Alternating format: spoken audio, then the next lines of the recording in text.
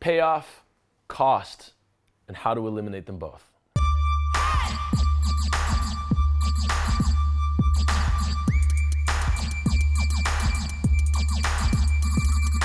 So today I'm going to talk about payoff and cost, and I've talked about this a little bit before.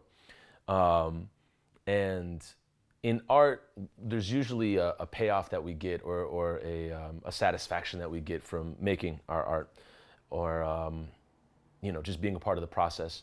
And so that payoff can be really anything to anybody, and it's sometimes just the satisfaction of finishing something, or it can be the satisfaction of starting something. I mean, it can mean a lot of different things to different people. The idea is that the payoff to, I guess the thing I'm getting at is the cautionary payoffs.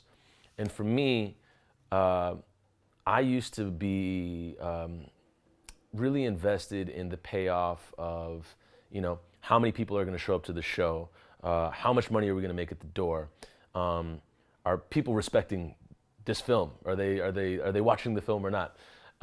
Do they appreciate it or not? And the payoff in that was usually winning, or being right, or having some sense of control over the way that my art was received.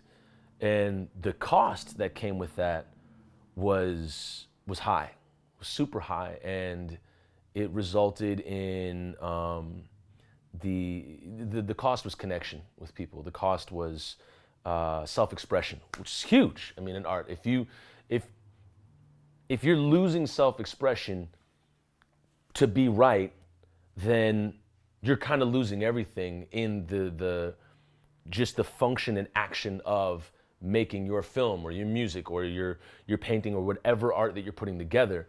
If your aim is to be received in a righteous way, or be received in a certain way, there's going to be a cost for that. And for me, I thought that I could control, all of the ways that my songs were going to be received, or the ways that my films were going to be received. And it just didn't serve me in the long run. And the big payoff in the end was looking, was appearance. It was posturing. And so once I not only lessened that, but disappeared it, or eliminated the looking good, or eliminated the the concern with looking vulnerable, everything changed. Every darn thing changed in my process. And once I gave up, being vulnerable as a negative, everything changed. And so being vulnerable just became a thing that happens. And it's not something that I have to feel guilty about or shameful about. A lot of people not showing up to the show, it's not something I need to feel guilty or shameful about. It's just, okay, that's just what happened. I don't need to add any meaning to it. And next time, try harder.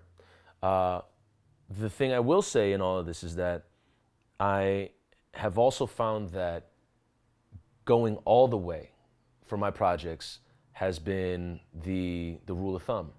And so if I do everything in my power to put that project out and promote it, and I give it all I got, then I'm okay with that. I'm at peace with that. And I don't need to have this conversation with myself. Oh, did I do enough? Am I enough? Is my art enough? And I really don't have to have that conversation anymore, because I know that my word is my bond. And if I'm giving my word to myself, and I'm not engaging in being right or winning, or controlling the way people receive things, then I don't have to be concerned with I don't have to experience the cost in the long run. And also I don't have to concern myself with any shame or guilt in the way that I go about my projects. And so if you have any experiences with payoff and cost during your projects, I would love to hear about it in the comments below, and what your experiences has been with that. And trying to control the way your project is received. Like, what does that mean to you? Also, I have a continuous project going on. It's a Patreon, and you can go to patreon.com/ToussaintMorrison and check it out there. And you can get a whole bunch of videos an insight and interviews into other artists I've interviewed and insight of my process as an artist and a musician and a filmmaker as well at patreon.com/ToussaintMorrison. So that's that for this video. Thank you so much for taking the time to watch. We'll see you in the next one.